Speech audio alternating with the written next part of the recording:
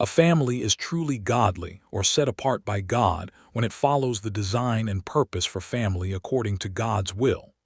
In our previous lesson last Sunday, I said that what sets families apart as godly is that they see themselves as instruments of God's will in building His kingdom, and not just families who want to be happy, stable, rich, etc.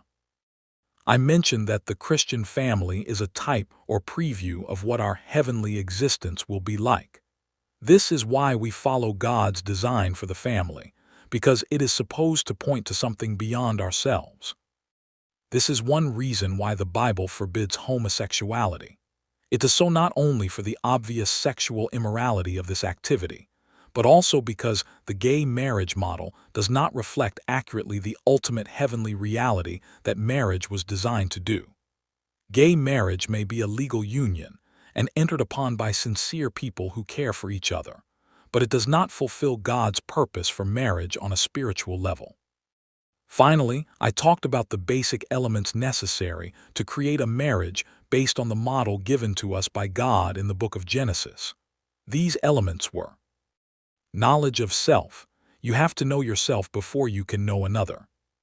Knowledge of your partner. The root of many problems in marriage is that couples do not make the effort to know each other deeply. Commitment to unity.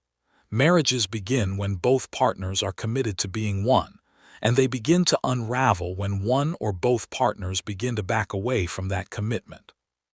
I also laid out the proper sequence in building God's model for a successful marriage.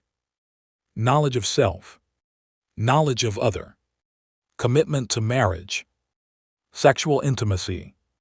When we neglect one or more of these or get them in the wrong sequence, relationships suffer.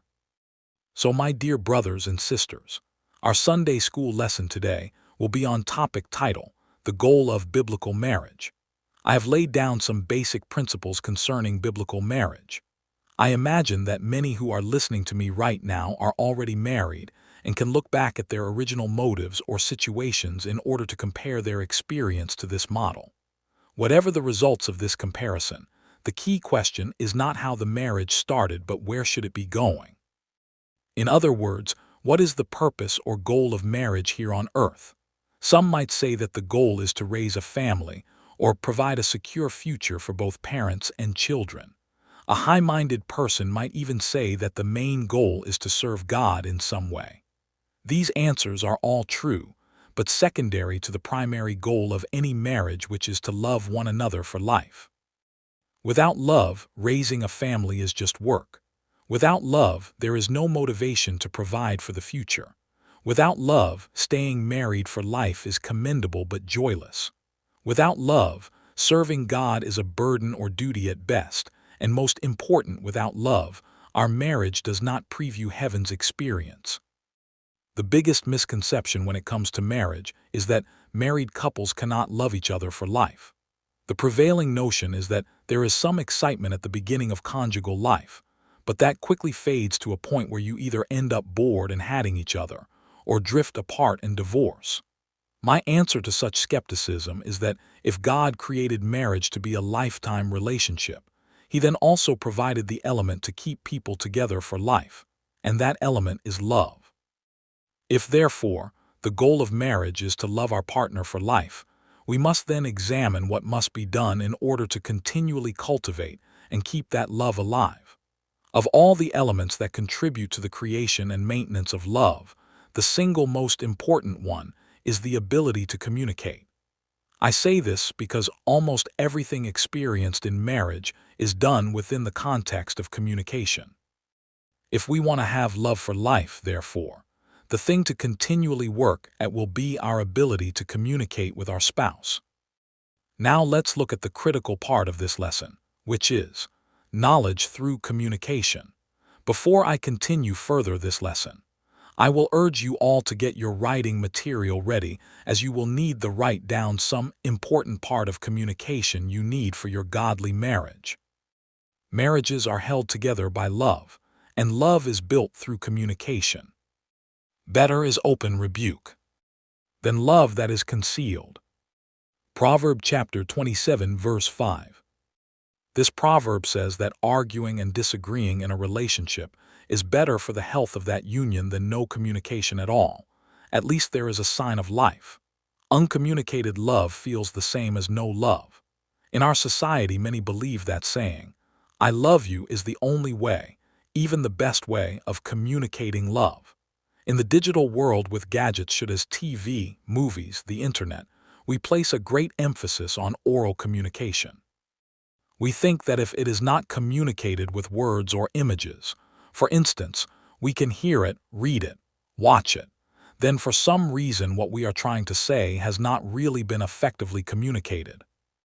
We need to understand that the language of love can be communicated in many different ways, not just by words and images.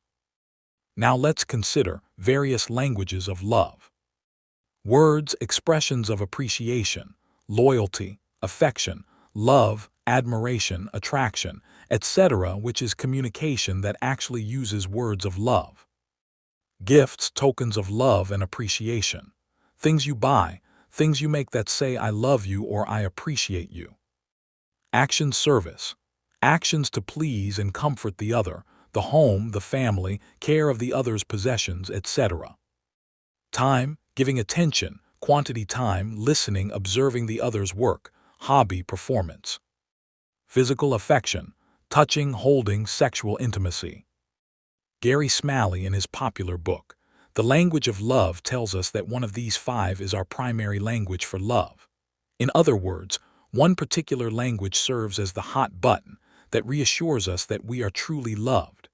Usually, when love dies, it is because we are no longer sure we love or are loved. We can receive many of these expressions of love, but if our hot button is not pressed, we will not feel loved, no matter what the other person does or says. The main lesson Smalley teaches in his book is that if you do not talk to me in my language of love, then I will not feel loved. Examples of the love languages in action. Let us say that the wife's hot button for knowing she is loved is words. Love expressed in poems, love notes, saying sweet things, compliments on her looks, confessions of desire, and the repeated words of love. The husband, on the other hand, grew up in a household where his dad was the strong and silent type. No fancy words. The husband has grown up like his dad in this way, but has learned to say "I love you" through generous service. He fixes her car, he takes care of the house. He does a lot of repair work for her elderly parents. What tends to happen here is that she will not feel loved because he is not expressing it in the way she needs it expressed, which is she needs words, not a new carburetor on her car. She will question his love, and he will point out all the things he does for her, but she will not be satisfied because he is not speaking in her language of love. This is how affairs begin. Someone else discovers your language of love and begins speaking it, and you let them because it feels good. An interesting feature about this language of love business is that people tend to receive their love messages in the same way they express their love messages. So let us go back to our couple and see how this works. Remember, she receives love through words, so this is usually the way she gives it, and he expresses love through action service, so this is usually how he receives or recognizes love as well.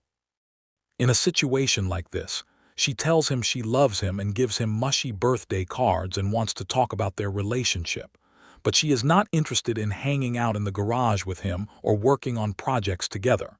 He needs to hear "I love you" by her involvement with him in his interests and things. In the end, he feels smothered by her words and she feels rejected by his silence.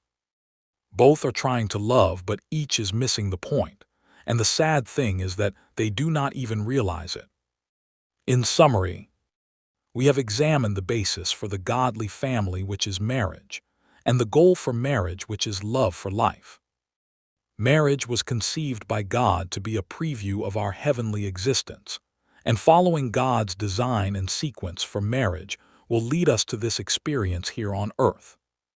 The goal we work towards in marriage is to love each other for life, and the way to cultivate this love is to continually improve the communication between the partners. I thank you all for listening and am sure you have learned a lot. Do well to join us next Sunday as we discuss another beautiful lesson. Do you have any question or comment? Kindly drop it in the comment section. Thank you and God bless you.